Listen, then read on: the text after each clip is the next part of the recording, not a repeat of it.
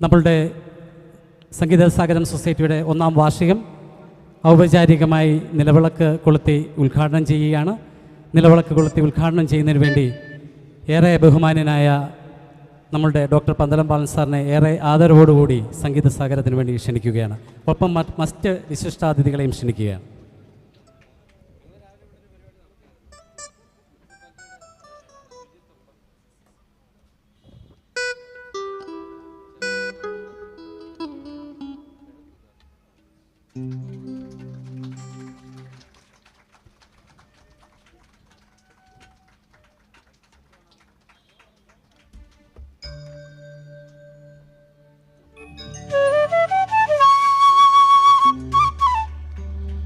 ഒരു നല്ല കയ്യടി.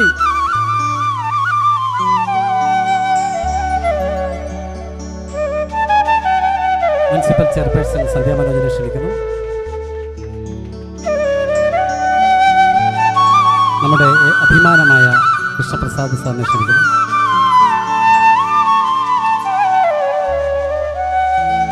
നമ്മുടെ സംഗീത സാഗരത്തിൻ്റെ സെക്രട്ടറി സന്ദീപിനെ കൂടി വേദിയിലേക്ക് ക്ഷണിക്കുകയാണ്.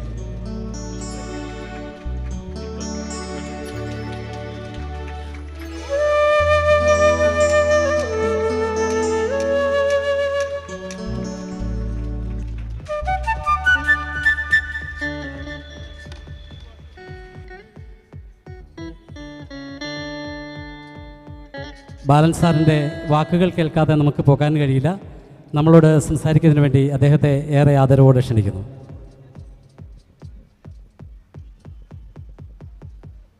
ഏറെ ബഹുമാനത്തോടെ എല്ലാവർക്കും നമസ്കാരം. ഒരുപാട് സന്തോഷം നിറഞ്ഞ ഒരു നിമിഷമാണിത്. ഒരു പറ്റം ചെറുപ്പക്കാർ അവരുടെ സ്വന്തം നാട്ടിൽ അവരുടെ പരിമിതിക്കനുസരിച്ച് സംഗീതത്തോടുള്ള അടങ്ങാത്ത ആവേശം കൊണ്ട് ചെയ്യുന്ന ഒരു പരിപാടിയാണിത്. അപ്പോൾ അത് തീർച്ചയായിട്ടും അതിൻ്റെ പിന്നിൽ ഒരു പ്രോത്സാഹനം ഞാൻ കൊടുക്കാറുണ്ട്. സന്ദീപും തൻസിലും സന്തോഷം എൻ്റെ കഴിഞ്ഞ 2 വർഷമായിട്ട് എൻ്റെ അടുത്ത് സംഗീതം പഠിക്കുന്നുണ്ട്. എന്താണ് പഠിക്കുന്നതെന്ന് അവർക്കറിഞ്ഞുകൂടാ. നല്ല നല്ല സിംഗേഴ്സാണ്. പക്ഷേ ഞാൻ പലപ്പോഴും അവരെ ശാസിക്കാറുണ്ട്. ക്ലാസിക്കലൊക്കെ പഠിക്കുമ്പോഴത്തേക്ക് പഠിപ്പിച്ച് കൊടുക്കുമ്പോൾ പലപ്പോഴും അവർ തെറ്റിക്കുമ്പോൾ ഞാൻ പറയാറുണ്ട്, നിങ്ങൾ ക്ലാസിക്കൽ പഠിക്കണോ അതോ സിനിമ പാട്ട് പഠിക്കണോ, ഏതാ പഠിക്കേണ്ടതെന്ന് വളരെ കൃത്യമായിട്ട് പറയും. പക്ഷേ ഞങ്ങൾക്ക് സംഗീതം പഠിക്കണം സാർ, ക്ലാസിക്കൽ പഠിക്കണം. അതിനോടുള്ള ഒരു അടങ്ങാത്ത ആവേശമാണ് ഇന്ന് ഇത്രയും ഈ മനോഹരമായ ചങ്ങനാശ്ശേരിയുടെ ഹൃദയഭാഗത്ത് മനോഹരമായ ഒരു വേദിയിൽ ഒരു എന്താ പറയുക, ഒരു സംരംഭം ആരംഭിക്കാൻ എളുപ്പമാണ്. പക്ഷെ അതിനെ കൊണ്ടുപോകാൻ മലയാളികളാണ് എപ്പോഴും അഭിപ്രായ വ്യത്യാസമുള്ളവരാണ്. 100 അഭിപ്രായങ്ങളാണ്. ഞാൻ എപ്പോഴും പറയാറുണ്ട്, എല്ലാം അനുസരിക്കുന്ന ഒരു സമൂഹം നമുക്കുണ്ടാകുകയാണെങ്കിൽ തീർച്ചയായിട്ടും ഒരു പ്രസ്ഥാനം വളരെ വലുതായിട്ട് പോകുന്നുണ്ട്. ഇതിൻ്റെ പിന്നിൽ ഒരുപാട് എഫർട്ട് എടുത്തിട്ടാണ് ഇത്രയും കേരളത്തിലെ തന്നെ ഏറ്റവും പ്രശസ്തമായ ഒരു ഓർക്കസ്ട്രയാണ് വന്നിരിക്കുന്നത്. ഏറ്റവും നല്ലൊരു സൗണ്ടാണ് വന്നിരിക്കുന്നത്. ആലീസ് ചേച്ചിയെപ്പോലുള്ള മഹത് ഗായികയാണ്. നല്ലൊരു കയ്യടിയോടെ തന്നെ ചേച്ചിയെ സ്വാഗതം ചെയ്യാം. ഞാനൊക്കെ ദൂരെ മാറി, ഞാനത് ഉദ്ഘാടനം ചെയ്തെങ്കിലും ദൂരെ മാറി നിന്ന് ഒരു പാട്ട് പാടണം, കൂടെ പാടണമെന്ന് ആഗ്രഹിച്ചിരുന്നു. പിന്നെ ഞങ്ങൾ ഒരുപാട് പാടി, ലോകമെമ്പാടും പാടി. തീർച്ചയായിട്ടും നമ്മുടെ സംഗീതം സാന്ത്വനമാണ്, സംഗീതം സത്യമാണ്, സംഗീതം മരുന്നാണ്. ആ മരുന്നാകുന്ന സംഗീതത്തിൽ, സത്യമാകുന്ന സംഗീതത്തിൽ, സാന്ത്വനമാകുന്ന സംഗീതത്തിൽ 10-50 വർഷമായിട്ട് പ്രയാണം നടത്തിക്കുന്ന ഒരു വലിയ ഗായികയാണ് ആലീസ് എന്ന് പറയുന്ന. കേരളത്തിൻ്റെ എന്നെ കറുത്ത മുത്തെന്നാണ് വിളിക്കുന്നത്. ചേച്ചി ഇന്ന് ഞാൻ എന്ത് വിളിക്കുന്നുള്ള. തീർച്ചയായിട്ടും സംഗീതത്തിൻ്റെ ജാതിയും മതവും നിറവൊന്നുമില്ല. നായർ സംഗീതമെന്നോ ബ്രാഹ്മണ സംഗീതമെന്നോ ദലിത് സംഗീതം, അങ്ങനെ സംഗീതമൊന്നേ ഉള്ളൂ. അതിനെ ആസ്വദിക്കുകയും അത് പാടുന്നവരെ അംഗീകരിക്കുകയും ചെയ്യുമ്പോഴാണ് നമ്മുടെ സമൂഹത്തിന് യഥാർത്ഥത്തിലുള്ള സ്വീകാര്യത ഉണ്ടാകുന്നത്. അപ്പോൾ അതുകൊണ്ട് ഒരുപാട് പ്രതിഭകൾ നമ്മുടെ മുന്നിൽ നിൽക്കുകയാണ്. അവരൊന്നും മുന്നോട്ട് കയറി വരുന്നില്ല. അവർക്കൊക്കെ കയറി വരുവാനും അവരുടെ പ്രോത്സാഹനം നൽകുവാനും ഒരു വലിയ വേദിയായിട്ടാണ് ഞാനിതിനെ കാണുന്നത്. എൻ്റെ പ്രിയപ്പെട്ട സുഹൃത്ത് ശ്രീ കബീർ ഖാൻ എത്രയോ വർഷങ്ങളായിട്ട് ഞങ്ങൾ പാടുന്നു. എൻ്റെ വലിയ ആഗ്രഹമായിരുന്നു പുതൂർ പള്ളിയിൽ ഒന്ന് പാടണമെന്ന്. പക്ഷെ ഒരിക്കൽ പോലും അത് സാധിച്ചില്ല. അത് സാധിച്ചു തന്നത് കബീർ ഖാൻ ഒരു 4-5 വർഷങ്ങൾക്ക് മുമ്പ്. അപ്പോൾ അത് അദ്ദേഹത്തിൻ്റെയൊക്കെ സാന്നിധ്യവും എന്താ പറയുക, ഈ പരിപാടിയിൽ പങ്കെടുക്കുകയും പാടുകയും പ്രോത്സാഹനം അവർക്ക് കൊടുക്കുകയും ചെയ്യുന്നത്.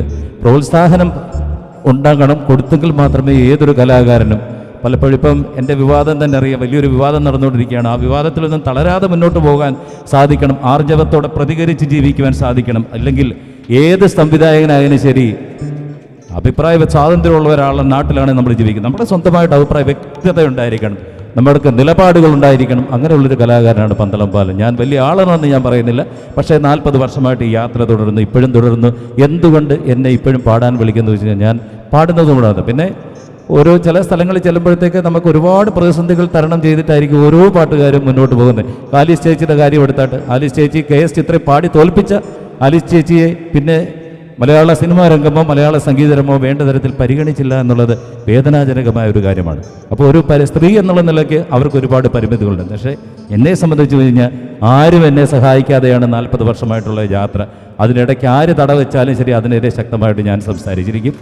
കാരണം നാളെ ഒന്നാലോചിച്ചോട്ടെ, നാളെ ഒരാൾ എനിക്ക് അവസരം തരുമെന്നോ ഒക്കെ പറഞ്ഞ് ജീവിക്കുകയാണെങ്കിൽ അതല്ല ഞാൻ ഇവരുടെ അടുത്തൊക്കെ പറയുന്നത്. നിങ്ങൾ സ്വയം പ്രയത്നിക്കുക, വർക്ക് ചെയ്യുക, പ്രാക്ടീസ് ചെയ്യുക. പ്രാക്ടീസ് എന്ന് വെച്ച് കഴിഞ്ഞാൽ അൺലിമിറ്റഡ് ആയിട്ട് പ്രാക്ടീസ് ചെയ്തെങ്കിൽ മാത്രം നമുക്ക് കുറേ കാലം നിൽക്കാൻ പറ്റുള്ളൂ. 1,00,000 പാട്ടുകാർ കേരളത്തിലുണ്ടായാലും അതിൽ ഒരാളായിട്ട് എനിക്കോ ആലീസ് ചേച്ചിക്കോ നിൽക്കാൻ സാധിക്കുന്നെങ്കിൽ അതിൻ്റെ പിന്നിലുള്ള പ്രയത്നം അത്രയ്ക്ക് കഠിനമാണ്. ഒരുപാട് പ്രതിസന്ധികൾ തരണം ചെയ്തിട്ടായിരിക്കും നമുക്ക് എപ്പോഴും മുന്നോട്ടെത്താൻ സാധിക്കുന്നത്. അപ്പോൾ അതുകൊണ്ട് തീർച്ചയായിട്ടും സംഗീത സാഗരം ചങ്ങനാശ്ശേരിയുടെ അഭിമാനമാണ്, കേരളത്തിൻ്റെ അഭിമാനമായി മാറുവാൻ നമുക്ക് എല്ലാവരുടെയും പ്രോത്സാഹനവും പിന്തുണയും ഉണ്ടായിരുന്നു. പിന്നെ ഈ പറഞ്ഞതുപോലെ ഒരു ലീഡർ ഉണ്ടെങ്കിൽ ഏത് പ്രസ്ഥാനത്തെയും വളരണമെങ്കിൽ അഭിപ്രായ വ്യത്യാസങ്ങളുണ്ട്. അഭിപ്രായ കോഡ് എന്ന് പറഞ്ഞ് സ്വീകാര്യതയോടെ ആ നേതാവിനെ അംഗീകരിച്ചെങ്കിൽ മാത്രമേ ഏത് പ്രസ്ഥാനവും വളർന്നു വലുതാകുന്നുള്ളതാണ്. അപ്പോൾ അതുകൊണ്ട് ഇതിൻ്റെ മുന്നിൽ പ്രവർത്തിക്കുന്ന എൻ്റെ പ്രിയപ്പെട്ട ശിഷ്യനായ സന്ദീപ്, അവരൊന്നും വലിയ പണക്കാരൊന്നുമല്ല, അവരൊക്കെ സാമ്പത്തികമായിട്ട് വളരെ ദാരിദ്ര്യത്തിൽ നിന്നാണ് ഈ മുന്നിലേക്ക് വരുന്നത്. അവരുടെ എഫർട്ട് കൊണ്ടാണ്. വലിയ കലാകാരന്മാരാണ് അവർ. പലപ്പോഴും സന്ദീപിൻ്റെ പാട്ട് കേട്ട് ഹിന്ദി പാട്ടൊക്കെ പാടുകയെന്നുകൊണ്ട് മനോഹര